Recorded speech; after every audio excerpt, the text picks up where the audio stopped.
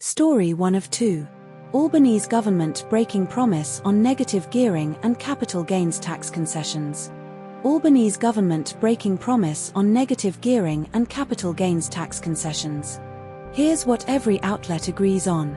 The Albanese government will include changes to negative gearing and capital gains tax concessions in the upcoming budget, breaking a pre-election promise to leave them untouched. Treasurer Jim Chalmers stated that any changes won't raise a heap of revenue in the next few years and will include transitional matters to soften the blow to current investors. The government's move is framed as addressing intergenerational equity to appeal to younger voters. House prices are currently in decline in Melbourne and Sydney. The Albanese government was returned to power in the 2025 election, implied by last year's election in both articles. But not all outlets told the same story. The articles are identical, so no contradictions exist between them.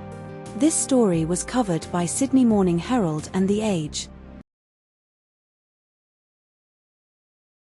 Story 2 of 2. One Nation ejects ABC journalists from Albury event ahead of FAR by-election. One Nation ejects ABC journalists from Albury event ahead of FAR by-election. Here's what every outlet agrees on. Pauline Hanson and her Chief of Staff James Ashby clashed over Ashby's decision to eject regional ABC journalists, based in Wodonga, from a One Nation media event in Albury on the 5th of May, 2026, Friday, eve of FAR by-election. The ABC journalists were escorted out by Ashby and a One Nation volunteer before a press conference featuring Hanson, Barnaby Joyce, and FAR candidate David Farley. Ashby told the ABC crew to ask the ABC's Canberra boss for an explanation, saying they were being removed because they report back to ABC Canberra. Hanson later questioned Ashby, "Why, if they're local ABC? Rural and regional?" Ashby replied, "Because they're reporting back to ABC Canberra." The incident occurred during One Nation's campaign to win the FAR by-election, held the 10th of May, 2026, Saturday. But not all outlets told the same story.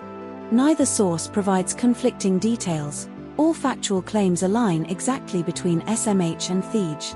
This story was covered by Sydney Morning Herald and The Age.